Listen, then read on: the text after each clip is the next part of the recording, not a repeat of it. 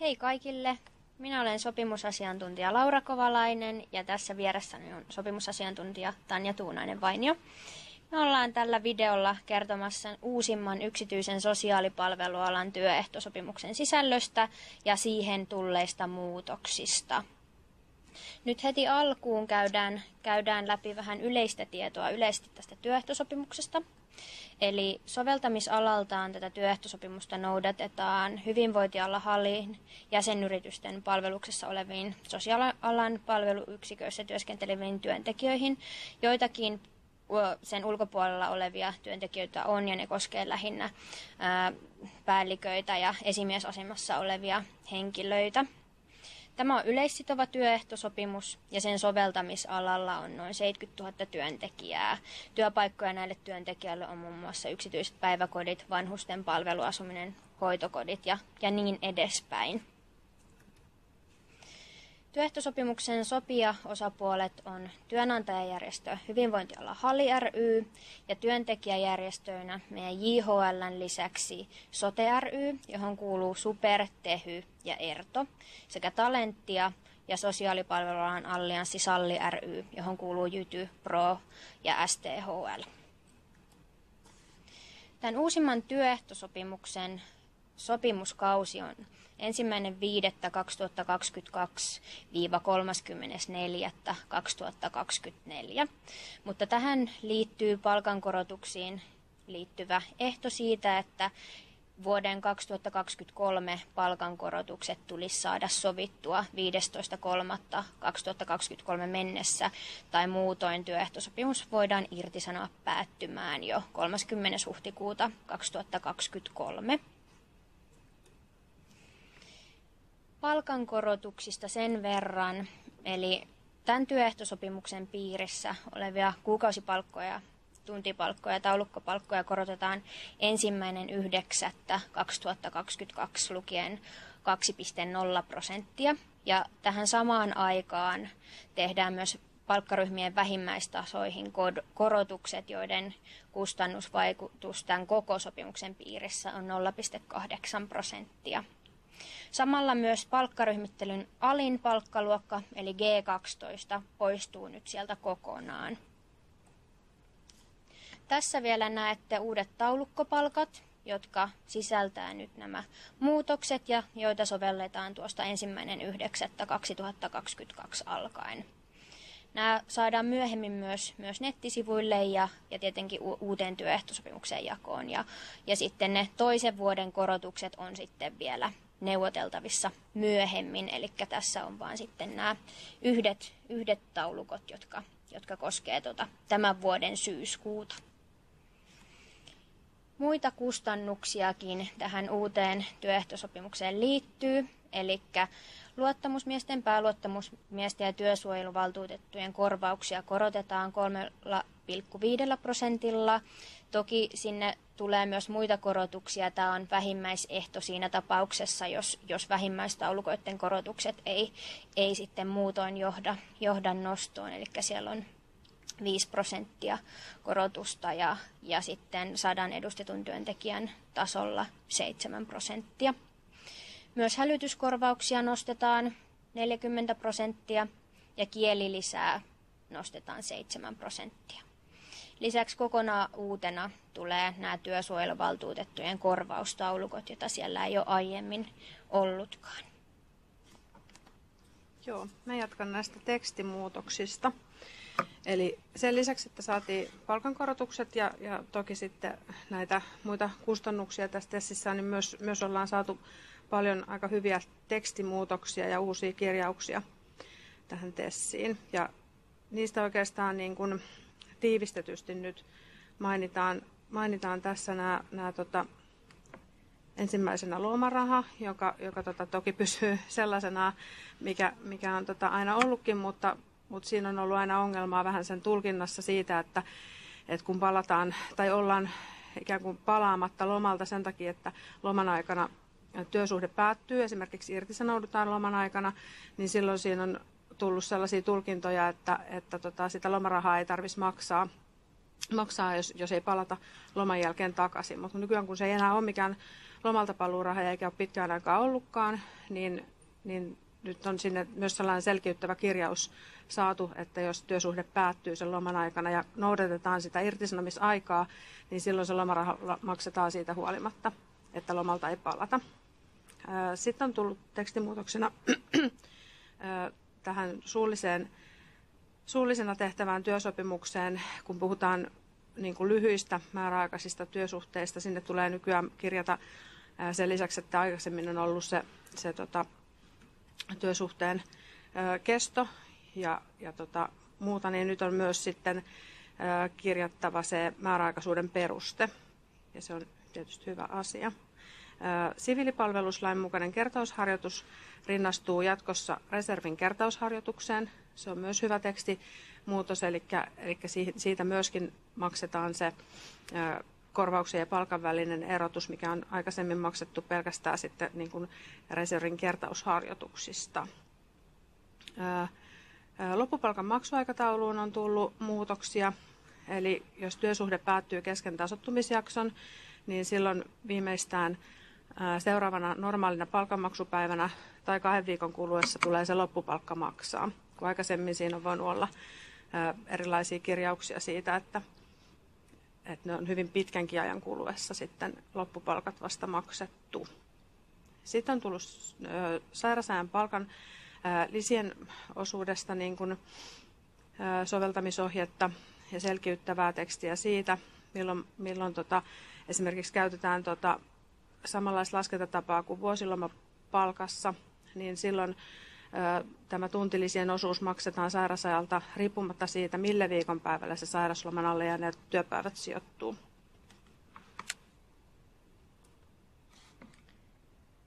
Lepoaikojen osalta tekstimuutoksia on myöskin, ja näistä oikeastaan on ehkä kentälle merkittävä on tämä ruokataukokirjaus, eli se, että hyvin usein esimerkiksi varhaiskasvatuksessa tai muualla niin puhutaan siitä, että se asiakkaiden kanssa tehtävä esimerkkiruokailu voidaan katsoa ikään kuin siksi ruokatauoksi.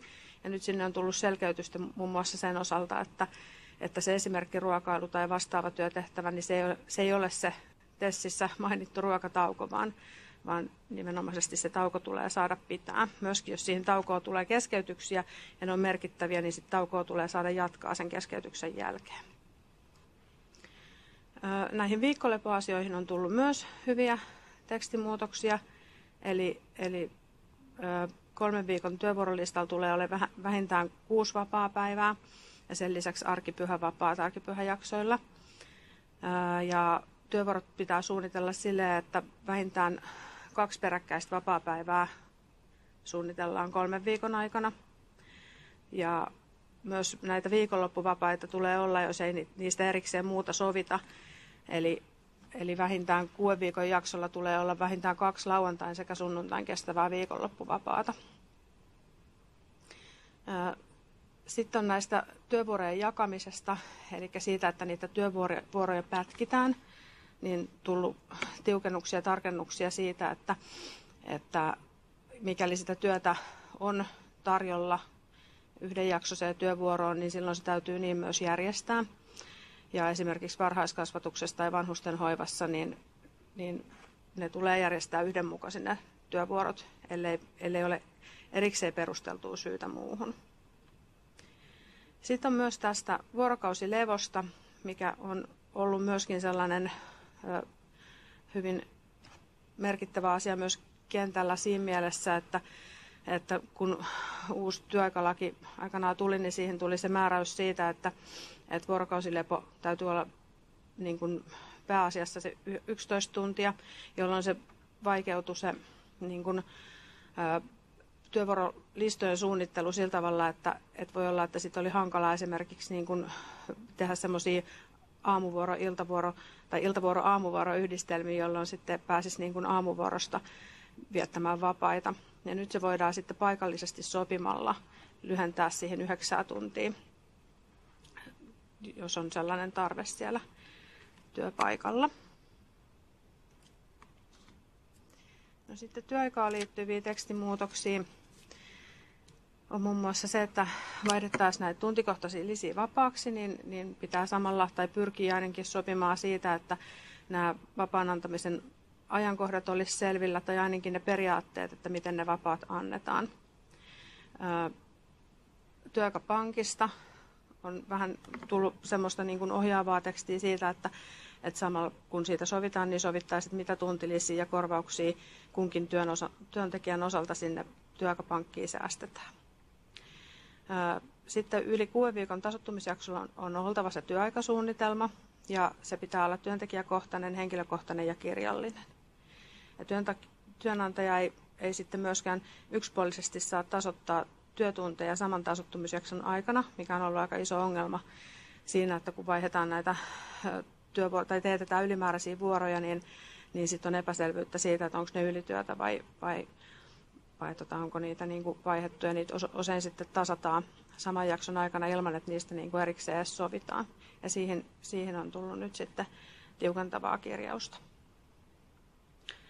Muutenkin tähän työvuoroluettelon muutokseen, niin sen lisäksi, että sovittaisi toki voidaan vaihtaa, niin on tullut vielä maininta siitä, kun meillä on aikaisemmin ollut se, että ennalta arvaamattoman muutoksen takia, nyt siihen on vielä lisätty tuo painava sana, eli niitä ei voi yksipuolisesti niitä työvuoroja muuttaa, ellei se syy ole painava ja ennalta arvaamaton muutos.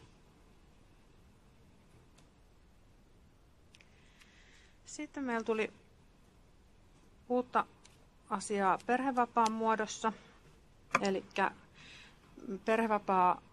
palkallinen perhevapaa siis edelleen sillä synnyttävällä vanhemmalla, mikä aikaisemmin oli kirjattu, että äitiysvapaa, niin edelleen se on 72 päivää. Se jakaantuu tuohon nykyään 40 raskausvapaapäivää ja sitten sen jälkeen 32 vanhempainvapaapäivää. Eli synnyttävä vanhempi saa edelleen sen 72 päivää. Mutta sitten toisen vanhemman palkallinen aika nousi 32 päivää tuosta aiemmin kirjatusta isyysvapaasta, joka oli 6 päivää. Eli siihen tuli aika merkittävä nousu siihen palkallisuuteen. Ja siihen nyt sen aiemmin kirjatun isän lisäksi niin kun luetaan myös sitten muut huoltajat, eli muun muassa adoptio- ja sateenkaariperheet, niin pääsee tämän palkallisen perhevapaan, TESin mukaisen palkallisen perhevapaan piiriin myöskin. Sen lisäksi sitten on tätä omaishoitovapaata mainittu siellä, eli sille ei tullut mitään omaa niin kuin palkallista omaishoitovapaata, mutta se on siellä noteerattu TESissä ja siitä on viittaus lakiin.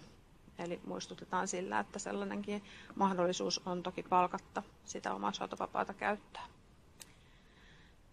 Sitten saatiin tuohon perhevapaan varsinaisen säännöllisen palkanlaskentaa sellainen laskentaohje tai soveltamisohje koskien noita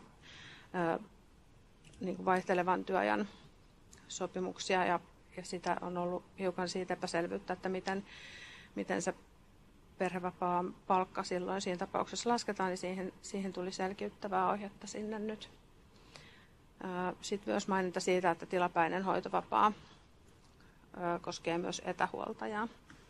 Eli oikeus olla sairaan lapsen kanssa pois koskee myös etähuoltajaa.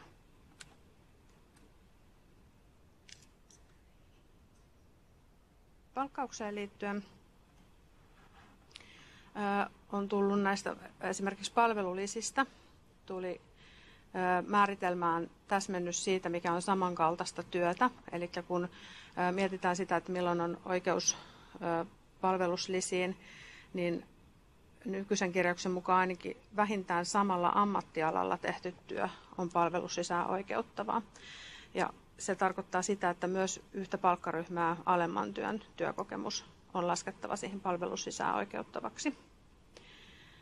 Tehtäväkohtaisiin lisiin tuli sellainen maininta, että luottamusmiehen aloitteesta on neuvotteluvelvollisuus niiden lisien perusteista. Eli jos työpaikalla on ikään kuin näkemystä siitä, että jostakin tehtävistä tai tehtävästä tulisi maksaa sitä tehtäväkohtaista lisää, niin luottamusmies voi sen aloitteen siitä neuvottelusta tehdä ja siihen täytyy sitten myöskin vastata.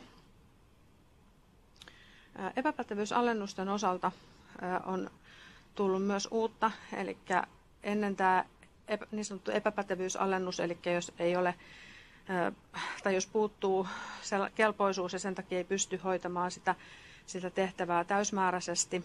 Ennen on voinut olla yhtä palkkaluokkaa alempi palkka, mutta nyt se on 6% voi olla maksimissaan se alennus.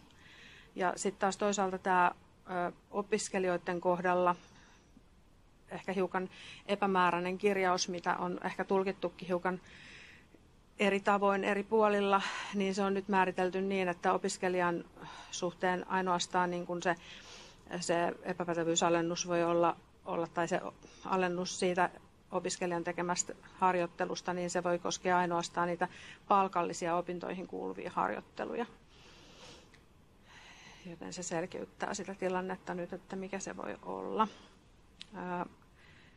Sitten tässä on pari tällaista siirtymäsääntökirjausta myöskin, mitkä on sieltä historiasta jätetty taakse. Vuosilomaan liittyvät tekstimuutokset on oikeastaan siinä, että sinne tuli ikään kuin vuosilomalain mukaisista määräyksistä kirjaus TESin sisään, jolloin me saadaan se valvonta niin kuin tänne tai tämä tulee niin kuin valvonnan piiriin, tämä vuosilomalain noudattaminen, niin myös tämän meidän niin kuin työehtosopimuksen valvonnan piiriin. Ja siihen silloin on valvonnassa antamisajankohta, vuosiloman jakaminen, työntekijän kuuleminen ja vuosiloman ajankohdasta ilmoittaminen. Lisäksi siihen tuli vielä erilliseksi nostoksi sellainen, että ilman sopimista niin sitä lomaa ei voi niin kuin jakaa muuta kuin erittäin poikkeuksellisissa tilanteissa. Ja se on ihan hyvä kirjaus siinä mielessä, että se täsmentää sitä käytäntöä, mikä nyt tuntuu olevan valloilla, että niitä lomia pätkitään.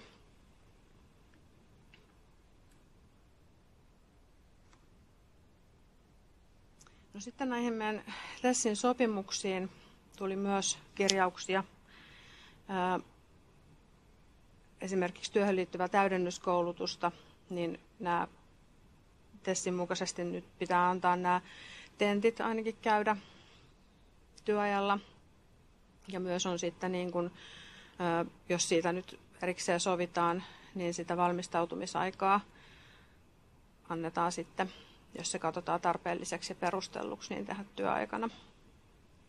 Luottamusmiessopimukseen tuli selkiytys siitä, että osa-aikatyö ei vaikuta siihen luottamusmiehen vapautukseen, vaan se tulee nimenomaan edustettavien lukumäärän mukaan.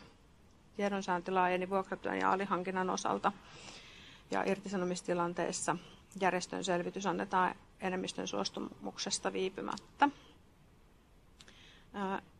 Henkilökohtaisen avun pöytäkirjaan tuli maininta siitä, että kun niitä palkkaryhmiä henkilökohtaiselle tai sitä ryhmää henkilökohtaiselle avustajalle valitaan, niin siellä viitataan nyt siihen palkkaryhmittelyyn ja sitä tarkastellaan sieltä.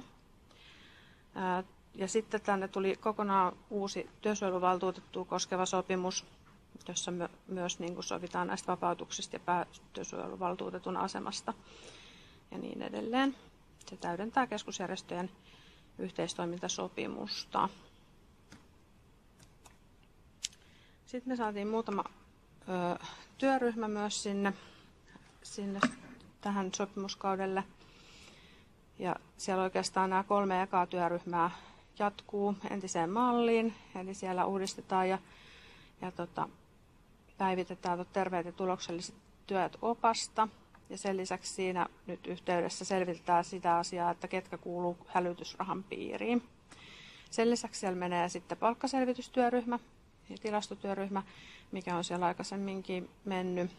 Ja sitten tuossa työhyvinvointityöryhmässä jatketaan edelleen työhyvinvointiasioiden selvittelyä ja sinne on uusina teemoina nyt erikseen mainittu matka-aika ja etätyön periaatteet sekä nämä lepotaukoasiat. Sen lisäksi meillä on vielä sitten 4. työryhmä, joka selvittää näitä suojavaatetusasioita.